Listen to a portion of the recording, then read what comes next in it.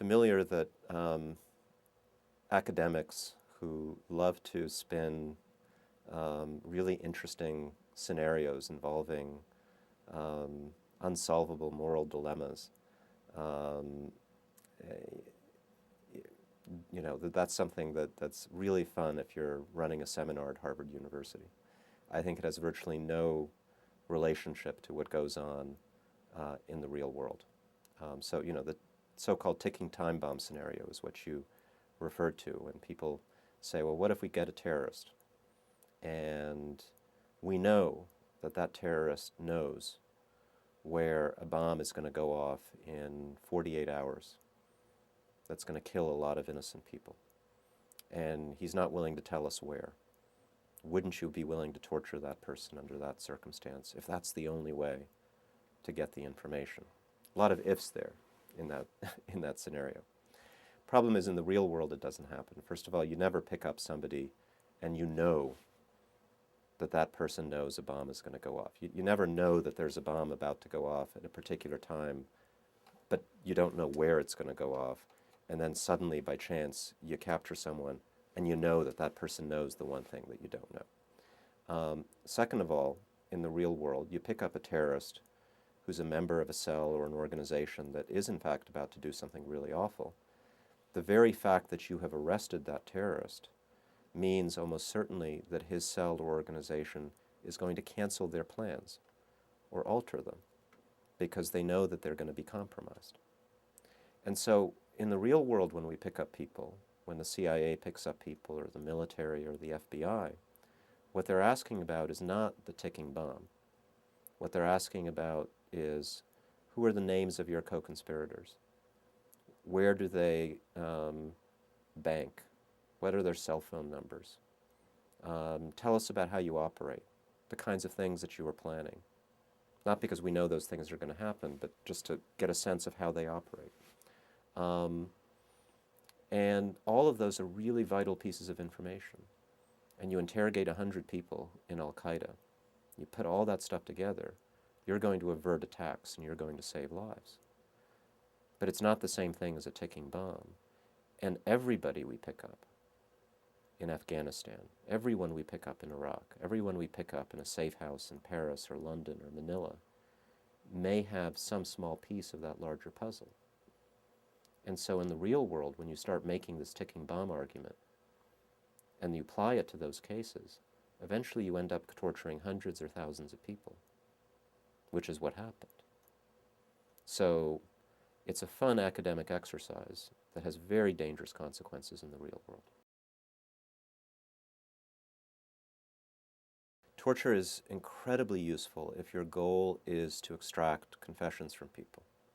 If I know that I want you to tell me that you were plotting to overthrow the government of the United States, or of Saudi Arabia, or of Russia, or of China, torture is an incredibly useful tool to get you to tell me that, even if it's not true.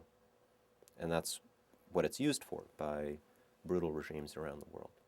If my goal is to humiliate you, to punish you, to make you feel helpless, to make you feel like there is no hope for you, and I am in total control over you, torture is an incredibly effective tool.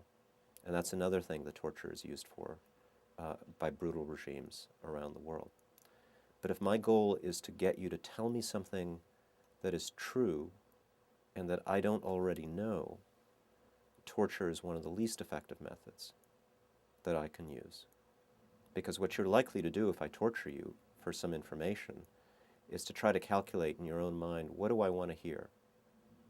And then you're going to tell me that thing that I want to hear so that I stop torturing you. But what I want to hear may not be the truth. It may just be what I want to hear. So most experienced intelligence gatherers and interrogators will say it's the worst thing you can do. And I think looking back over the last 8 years, we probably lost a lot more lives as a result of torture than we saved, if we saved any. We should all be human rights activists or advocates. We don't all have to be activists. We should all be human rights advocates because that's the basis of, it's the moral basis of our civilization, to have a set of rules that prevent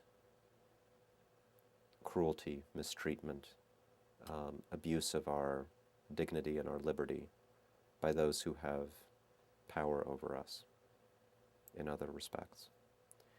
And because it's in our interest. Most of the world's most pressing problems, I've always thought, are fundamentally rooted in dysfunctional relationships between people and their governments. Think about all the conflicts of the 20th century.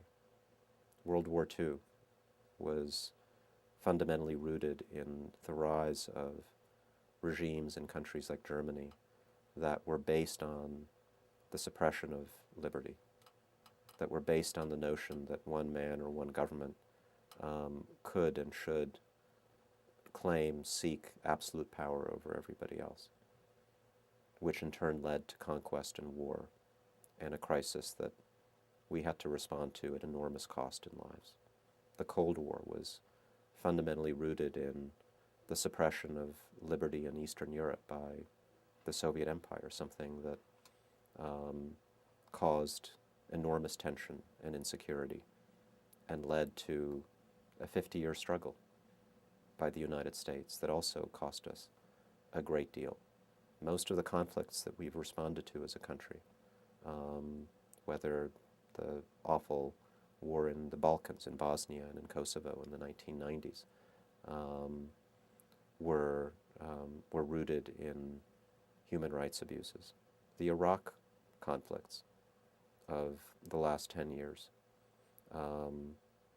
go back to 1988-89 when Saddam Hussein was using poison gas against his own people, and the world did nothing about it.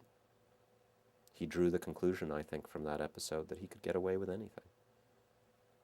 And so he invaded Kuwait, and we had a Gulf War, and then we had sanctions, and then we had an invasion.